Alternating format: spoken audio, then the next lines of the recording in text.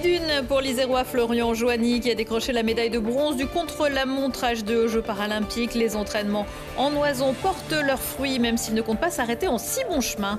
Les JO, c'est fini pour Thibaut Collet qui après une contre-performance en juillet est déjà passé à autre chose. Le perchiste grenoblois a depuis enchaîné les meetings avec même une victoire et une qualification aux prochains mondiaux. Et puis ne restez pas de glace et rafraîchissez vos boissons et peut-être même vos idées avec des glaçons fabriqués en local par deux jeunes entrepreneuses de Vars. Oli propose cubes et glaces pilées à la Bonne Eau de Grenoble. Bonsoir à toutes et à tous, bienvenue dans ce JT du mercredi 4 septembre 2024, du lundi au vendredi à partir de 18h, l'essentiel de l'actualité du Grand Grenoble. Une médaille aux Jeux paralympiques pour Florian Joigny. Comme il y a 3 ans à Tokyo, l'Isérois qui espérait mieux a décroché le bronze ce mercredi matin sur le contre-la-montre H2 en cyclisme sur route. La médaille d'argent n'était pourtant qu'à 46 centièmes et c'est finalement le champion olympique de Tokyo qui conserve son titre. Pas de podium en revanche pour Anaïs Vincent, la compagne de Florian, la Dromoise qui nourrissait des espoirs de médaille, termine 5e de sa course. Participer aux Paralympiques et espérer performer nécessite évidemment de s'entraîner quasi quotidiennement. Mais quand le terrain de sport offre des paysages aussi grandioses que les sommets de l'Oison, le plaisir n'est jamais très loin. C'est ce que Florian et Anaïs confiaient à nos confrères de l'Alpe d'Huez TV au début de l'été. Montée des virages pour Florian Joigny et Anaïs Vincent, les deux paracyclistes ont fait de l'Alpe d'Huez leur terrain d'entraînement. L'occasion pour le médaillé olympique de retrouver ses montagnes natales. J'ai l'habitude de m'entraîner ici. C'est vrai que c'est un régal de venir chaque été rouler sur les routes de l'Oison. Les sportifs profitent de l'altitude pour augmenter leur potentiel physique en vue des Jeux paralympiques. On reste en altitude un certain temps, là 1 mois c'est l'idéal. Et lorsqu'on va s'entraîner en vallée, en plaine, en fait on sera davantage chargé en oxygène et donc ça sera plus facile de produire un effort en plaine. Les athlètes s'entraînent ensemble, une manière de s'encourager.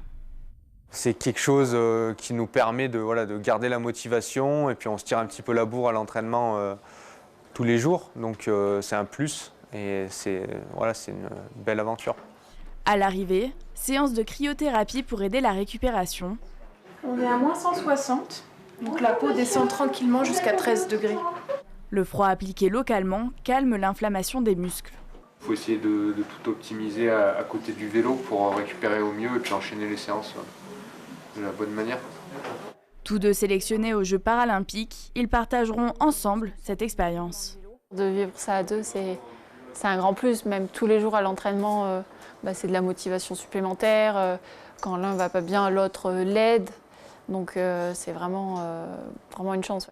Seulement 2 ans de handbike pour Anaïs Vincent, mais déjà des performances qui lui offrent un ticket pour ses premières Olympiades.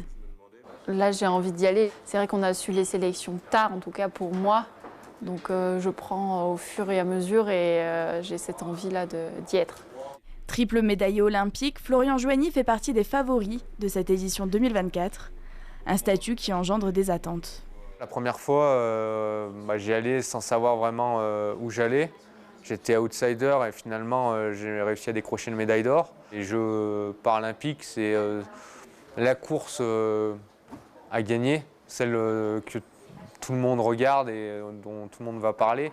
Donc forcément, on a à cœur de faire encore mieux que d'habitude. Surtout pour des Jeux organisés en France. On s'entraîne avec ça dans la tête et là, on est à la veille de cet événement. Donc forcément, il y a beaucoup d'excitation. 3,9 millions de visiteurs sont attendus aux Jeux paralympiques. Ça fait plaisir déjà de se sentir soutenu, de voir que les gens s'intéressent à notre sport, à ce qu'on fait. Et puis ça donne aussi l'envie de se dépasser encore plus parce qu'on va faire la course, mais on ne va pas faire la course que pour soi. On sait qu'il y a plein de gens autour de nous qui y croient. Et même pour eux, c'est important de se dépasser. Chacun espère voir en ces Jeux sa compétition de rêve. J'aimerais que ça se passe bien pour nous deux, qu'on réussisse, c'est-à-dire qu'on n'ait pas de soucis sur les courses, pas de problèmes mécaniques, qu'on fasse des bonnes gestions. Qu'on revienne de Paris avec des médailles et tous les deux très contents. Le compte à rebours est lancé. Les épreuves de paracyclisme sur route débuteront le 4 septembre, avec à la clé peut-être une médaille autour du cou. Et donc ça a commencé aujourd'hui et on suivra la suite des événements pour Florian et Anaïs qui s'élanceront jeudi matin sur la course en ligne. Moins de réussite en juillet pour Thibaut Collet, dont on attendait beaucoup au saut à la perche olympique. Loin de son record à 5,95 m réalisé à Montbonneau, le licencié de la SPTT Grenoble a finalement été éliminé dès les qualifications avec 5,70 m. Une énorme déception sur le coup, mais la bonne nouvelle, c'est qu'il semble s'en être remis puisqu'il a remporté le concours des étoiles du lac à Nantua il y a quelques jours en franchissant une barre à 5,82 m, ce qui lui permet de se qualifier pour les championnats du monde 2025. Lucille Dailly a recueilli les propos du champion ce matin. Il s'exprime pour la première fois sur son été. Derrière, j'ai dit à mon entourage, en gros, il va pas falloir me gonfler avec Paris en disant qu'est-ce qui a pas marché, pourquoi, aller, machin. Je me suis dit, voilà, l'objectif c'est maintenant on s'en sert. Moi, je vais m'en servir, c'est-à-dire que je me suis pris la baffe de ma vie et je pense que ce sera la baffe de ma vie. Mais maintenant, voilà, je vais m'en servir. Donc je me fais une promesse et que ça arrivera plus et justement, je vais rebondir sur ça parce que c'est important. Ces minima qui sont 5,82, même si c'est une perf que j'ai déjà réalisée plus de 15 fois, la refaire, c'était signe je vais de l'avant, je m'apitoie pas sur mon sort. Et donc, si tu veux, le cheminement, il a été assez rapide, hein. Ça a été de se dire, est-ce qu'on passe une année pourrie jusqu'au bout, ou alors est-ce que on se pose des bonnes questions et je suis capable de réagir et de montrer que j'ai une force de caractère qui est voilà, de rebondir même après un échec qui est comment dire qui est immesurable quoi mentalement par rapport à comment je l'ai vécu. Donc le but, c'était ça, c'était de se dire, je saute pour personne, je saute pour moi. Et là, aujourd'hui, je vais sauter pour montrer que je suis capable de revenir à un bon niveau. Et effectivement, je fais 82, je rate 90 de pas grand-chose. Moi, j'ai plus retenu que j'avais raté 90 de pas grand-chose que j'avais fait 5,82, quoi. J'ai envie de bien faire pour me montrer que je suis encore dans le game, que je suis encore en forme, même si le niveau mondial actuel est monstrueux. Là, il me reste 2 compétitions pour revenir dans le premier wagon, être dans ce top 5 et aller chercher une fin de saison avec le sourire, quoi. Et pour monter dans le train, Thibaut Collet disputera la finale de la Vanda Diamond League les 13 et 14 septembre à Bruxelles. Les Jeux du cirque et à l'heure où nous enregistrons ce JT, toujours pas de Premier ministre. Comme dans d'autres grandes villes de France, une manifestation est prévue samedi après-midi à Grenoble pour protester contre la non-nomination de Lucie Castet. L'Union étudiante, l'Union syndicale lycéenne, le planning familial, les écologistes, la France insoumise appellent à se rassembler à 17h rue Félix Poulain. Le vélo, vous l'avez vu il y a quelques minutes, et bien d'autres activités sportives et de loisirs sont de plus en plus souvent proposées par les stations de ski autour d'une montagne 4 saisons dans un contexte de changement climatique.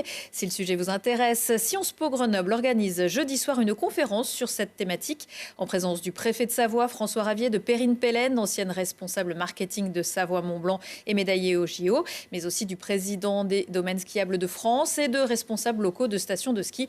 L'entrée est gratuite, mais il faut s'inscrire. Vous pouvez passer par le site de Sciences Po. Si les glaciers fondent, on peut toujours noyer son chagrin dans la glace pilée. Méoli propose aussi des glaçons. Cette toute jeune entreprise iséroise transforme depuis ce printemps la célèbre eau pure de Grenoble en petits cubes givrés en forme de dés à coudre. Une alternative locale aux fournisseurs industriels. Gaëtan Loiseau. Une eau pure pour de la glace pure. C'est un pari réussi pour Charlotte et Delphine qui ont ouvert il y a quelques mois la glacière Oli à Vars, au sud de Grenoble. Traduisez ici, usine à glaçons. Mais pas n'importe quel glaçon. La particularité de nos glaçons, ils sont faits avec l'eau de Grenoble. Donc une eau pure, elle est pas traitée, elle est filtrée naturellement. Donc quand une goutte de pluie tombe dans la montagne, elle arrive jusqu'à nos robinets. Pour fabriquer ces glaçons, l'entreprise pulvérise l'eau sur un évaporateur horizontal réfrigéré avec pour résultat des dés à coudre cristallins. Mais la force de l'usine réside aussi dans sa localité. On se rendait compte que dans nos supermarchés de la région, les glaçons provenaient soit d'Espagne, soit du sud de la France, donc à 400 ou 600 km. Cela fait maintenant quelques années que le couple souhaite entreprendre. C'est au hasard, lors d'une fête, que l'idée a germé. On avait invité une centaine de personnes donc au mois de septembre et on s'est rendu compte qu'il n'y avait pas de glacière ou d'acheter en grosse quantité des glaçons. Derrière l'entreprise se cache aussi la volonté de transmettre une histoire. Du coup, nous, on est mariés. Donc, on travaille en famille. Et puis, toute la partie créativité autour du logo et notre image, en fait, c'est fait avec un mix du prénom de notre fille, de nos lettres. 95% des clients sont des professionnels, venant notamment de la restauration ou de l'événementiel. Quelques particuliers viennent aussi directement en usine afin de profiter de prix avantageux. C'est la première fois que je prends des glaçons, mais du coup, c'est quand même très pratique, donc je compte revenir. L'entreprise espère poursuivre son développement. Aujourd'hui, la capacité de production s'élève à 1600 kg de glace par jour, de quoi rendre presque jaloux les sommets environnants. Et les filles givrées voudraient par exemple élargir leur marché au secteur médical, aux salles de sport et au spa, où le froid, comme vous avez pu le voir avec Florian Joigny, est de plus en plus utilisé.